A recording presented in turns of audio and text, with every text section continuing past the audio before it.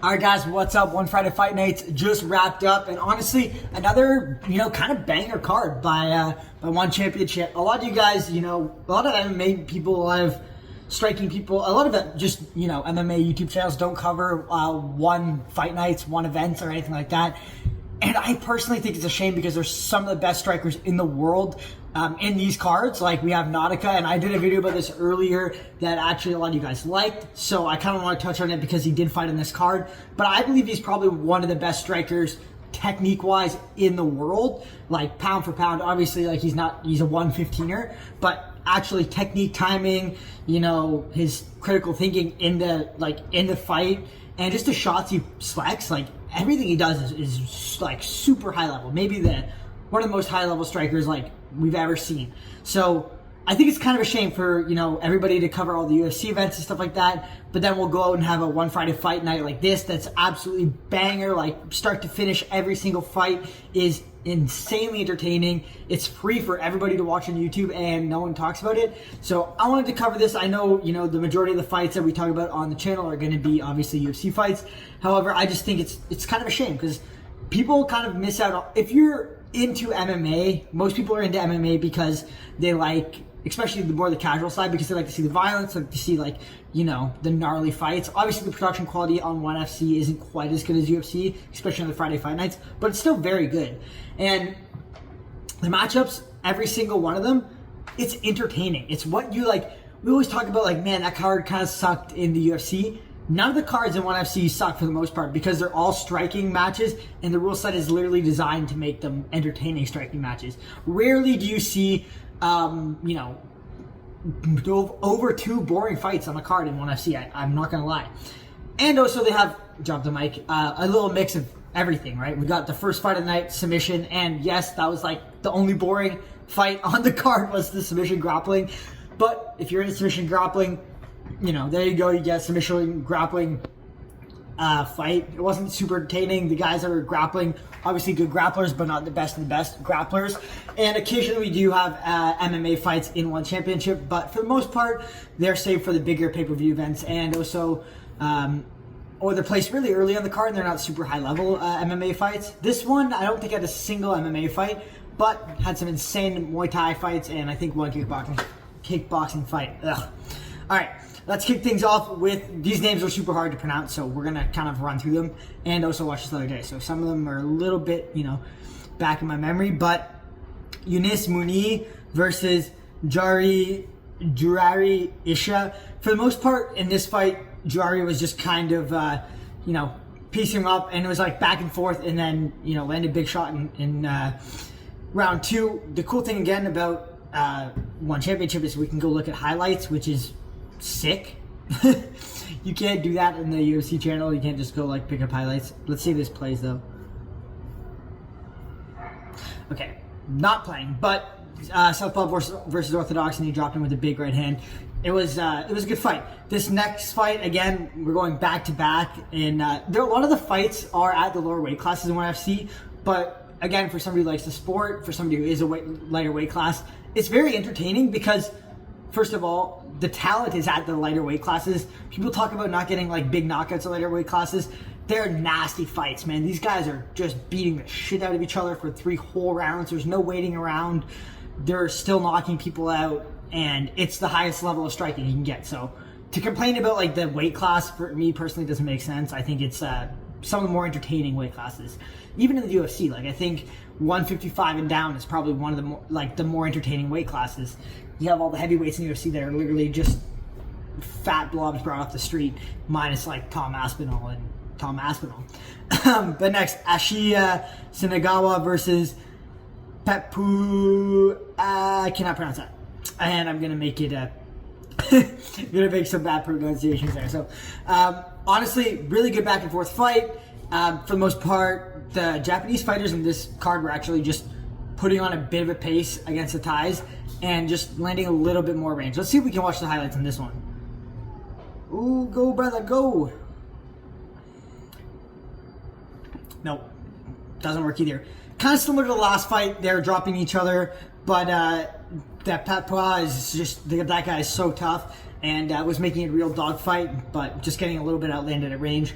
Again, we have Nadaka, an atom weight 115. We talked about him earlier on this in a different video as well. But again, one of the best strikers I think I've ever seen. And I actually wasn't as impressed with his striking in this fight as opposed to like his previous one-on-one championship. This is his second fight. But to be fair, he still looked absolutely amazing. He, for the most part, pieced up a really good Thai fighter who has a good record and is, you know, a really, really gritty guy who's there to fight and very technical as well.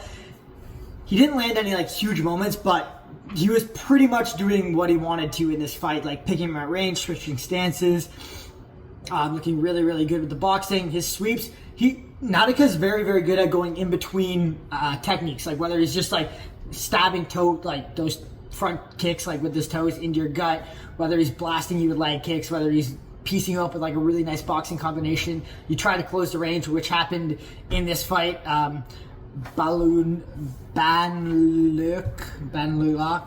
Anyways, he tried to close the distance, and he was, every time he would clinch with Nadaka, even in the clinch, Nadaka is getting the better of these exchanges and sweeping them, and just looked really, really good all around. He did get caught with a couple shots here and there, but you know, for a 3-round fight, he looked really, really good, and he didn't get hit clean very much. So he's fast. He's really fast. He's really technical. He knows how to switch up techniques and make the person guess, and then kind of just does what he wants with them, to be honest. And he actually switched stances quite a bit in this fight. Like, obviously more out of southpaw, but he was switching stances more than I've seen in previous fights. This next fight I wanted to talk about as well, because Ramadan Ondash is kind of like, I hadn't heard about him up until like this weekend. I started seeing some highlights on One's IG page and stuff like that on YouTube, and I actually started watching some of his fights. Really, really talented. He's a nasty fighter at 125. Like, he's a unit. The dude is just like built, and he's strong, and he looks like he just has this 18-year-old piss and vinegar spirit where no one's gonna fucking beat me, and I'm just gonna just batter, just smash everybody kind of mindset. And he was going against a good veteran, a really good veteran, Saskatoon, and he got this. So for the most part, Ramadan Ondash, like, his striking is not technical, and I saw Nadaka do this a lot as well. Again, they're not from Thailand. They're not. I mean, they both have trained in Thailand and done lots of fights in Thailand and stuff like that. But they don't have like the, you know, pure traditional Muay Thai.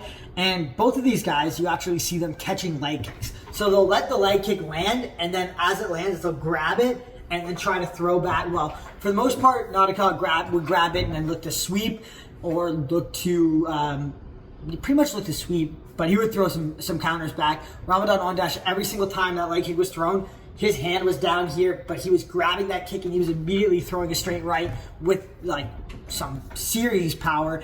And he actually had some really good sweeps from catching that low kick as well.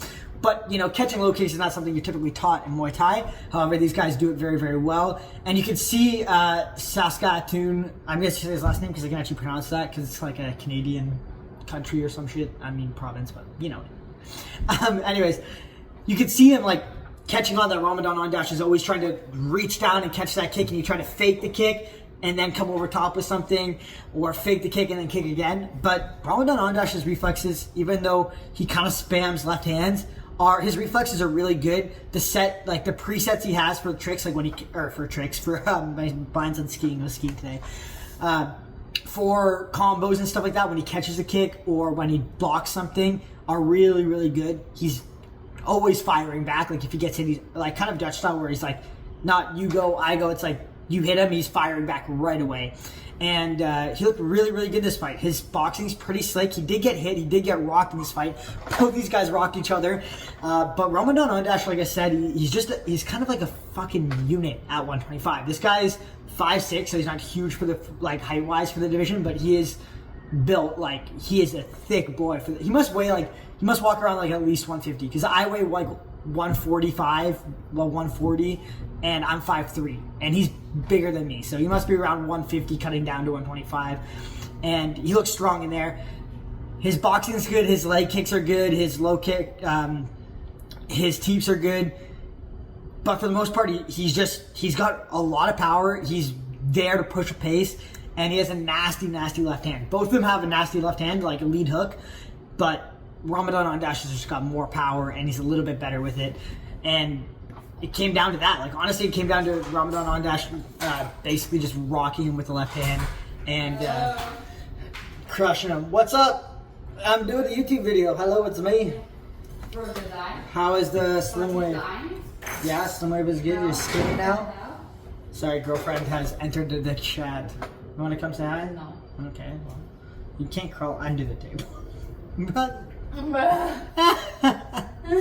No way you're crawling under the table. Babe, I died so much. I bet, yeah. Now she's gonna go blow up the bathroom. Bye. But for the most part, Ramadan Ondash was just landing really, really vicious left hooks. He doubles them up really well, body to the head, head to the body. And although getting rocked, like, he just came forward and he was... There's a lot of like questions when you have a fighter like this who's newer and just likes to come forward and just bash people. Like, what is he gonna do if he gets clipped or rocked? And he got rocked and he just bit down and then his gum shield and did the same thing he was doing before and got the finish. It was a really, really crazy finish. It was a really good knockout. After rocking Saskatoon like multiple times. Next we got Nabil Anand's little bro. We have some like decent big names lower on the card, actually. I was surprised. But Nabil Anand's little bro versus another guy, again, similar to Nabil. He is, Yunisa Anand is like, you know, this absolute Skeletor, like 5'10". I think he's 5'11" for 125, which is crazy. Like, let's be real. We don't see that very often. But the other guy who was fighting from China was actually 5'10" and fighting in... strawweight as well. So they looked kind of similar, both super, super long for the division.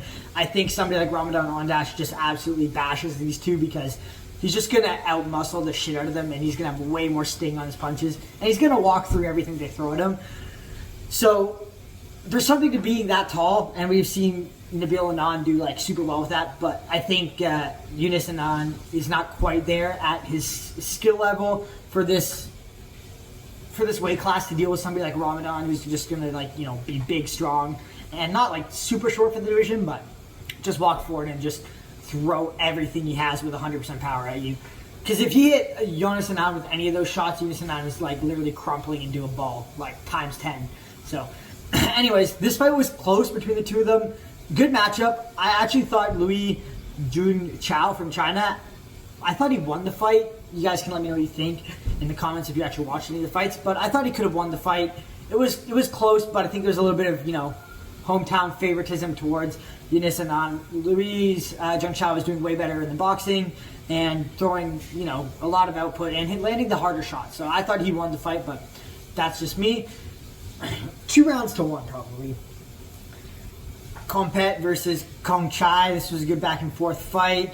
I actually don't remember a whole lot of what happened in this fight, but I feel like it was, from my memory, it was one of those like back and forth wars. Again, none of these fights, minus the submission grappling fight I named at the beginning, none of them were boring. Not a single one. This next fight, Ortikov versus Petsukumvit. Oh, that's a mouthful. This Ortikov guy from Uzbekistan looked really, really, really good in the striking. He's fighting a good Thai. His striking, though, mixing it up super well. Really, really good technique. And for the most part, was just kind of piecing up the other guy like at will whenever he wanted to. He looked really, really good. He's mixing in tons of creative kicks, switching stances, piecing him up in the boxing, and got a knockout in the 3rd round. So really, really good win from him. I thought he looked great in that fight, and I thought he's going to be. I think he's going to be a problem at flyweight. He's a very, very talented flyweight. Up next, we have PTT versus Elias Abdelli. This was a good back and forth fight, but for the most part, the PTT guy. Sorry, I don't know how to say his name properly. Whatever. However they're pronouncing it. For the most part, he was just coming forward, and it was one of those fights you could have scored either way. I had it for Elias Abdelli because one guy. So at the end of the fight, PTT was like, his face was just beat up. He took some nasty shots. This guy's whole game plan, his technique is down here compared to a lot of Thais, but he is just a gritty motherfucker. He's just coming forward and just trying to land like bombs. Like, he's not really a technician. He's kind of just like, I'm gonna wear you down. I'm gonna take whatever shots you give me, and I'm going to try to just maul you and beat you up. And I mean, he had some success doing that, walking forward and just trying to take him out. But Abdelli was just way cleaner and just pieced him up on the back foot like the entire fight.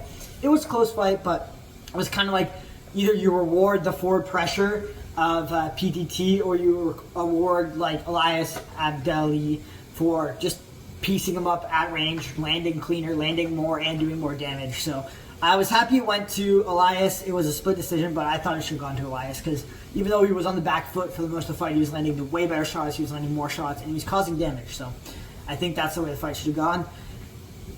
Sexan versus Mongtai. Again, another really good fight. This fight was an absolute war. Apparently these guys have fought 5 times, something crazy like that. But they went back and forth, and Mongtai won. I think Sexan has won like the previous fights they've had, but none of them have been in one championship. But Mongtai looked really good. He was super strong. He was stronger than Sexan, and he was kind of bullying him a little bit, like kind of like when they would clinch, he'd like throw him around a little bit more. His shots had a little bit more sting on him, and he was walking him down. The dude's name is Elbow Zombie, which is wild. And these two literally just, they had like, not a clinch fight, like a lot of it was like in clinch range, but they were just, instead they were clinching and they were throwing in knees and stuff like that as well, but they were mixing it up with elbows and everything else. They would like clinch, throw a couple knees, step out, elbow, clinch again. And it was a really good fight. It was a really entertaining fight. This was a war of attrition, but Mongtai just landed the bigger shots. Sexan, so we got the Elbow Zombie versus the guy that wields to no one, or wills, or whatever. Something like that, wheels to no one. And they just went at it. They literally just beat each other up in the middle for like, I guess it would be 9 minutes because it's 3-minute rounds. It's 5-minute rounds or 3? I don't know why I can't remember that. 15 or 9 minutes. Anyways, really good fight. Mongtai looked good. He was a little bit more technical. He was landing a bit bigger shots, and he was landing more often in the fight. So the last fight, we got Sua Black versus Sangtari. I don't really know. I think, like me personally, coming into one championship, a lot of the hype on the people I wanted to watch fight in this card was, I guess you could say, Yunus Anand, Ramadan Ondash. I know he's new. He just got his 1FC contract. Nadaka. And a couple of those guys over, like, I mean, I don't really know who some of these guys are, but honestly, the Ortikov guy was, that fight was really good. But the Super Black, I think they have kind of like some aura on them or whatever. But it wasn't that. It was actually probably one of the, I wouldn't say least entertaining fights of the card, but it was definitely not like top 50% of entertaining fights on the card. But it's still a really good fight at 145. This was a kickboxing fight. All the other ones are Muay Thai. Super Black was just doing a little bit more. It was technical, but he was landing a bit bigger shots. You know, kind of creating moments in the fight. He kept doing this like jumping, spinning back kick that would like land on Sangtari, but like didn't really hurt him that much. And then Sua Black would fall because every time he did, he would jump in the air, would land, and then fall on his back, and then the ref would separate them. I thought it was kind of weird. He did land it once that actually kind of rocked the other guy, but it wasn't anything like. I think it was cooler in his head than it looked because if he landed every time, if he smoked a dude and like landed back on his feet, it would be a lot better than if he just like landed on his ass every time. But it was still a good fight, and he got the decision. It was just kind of like Sangar Tahit couldn't quite get the opportunity to do enough. It wasn't doing bad.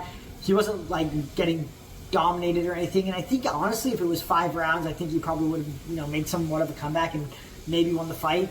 But he just didn't really have a chance to like get in the fight, whereas like he was asserting his dominance. It was kind of like 55% Sua Black, 45% Sangar Tahit. So anyways, I just wanted to run over this 1FC card. I know you guys don't always care about 1FC cards, but especially when we have literally UFC 317 going down tonight, which I'm extremely excited to watch.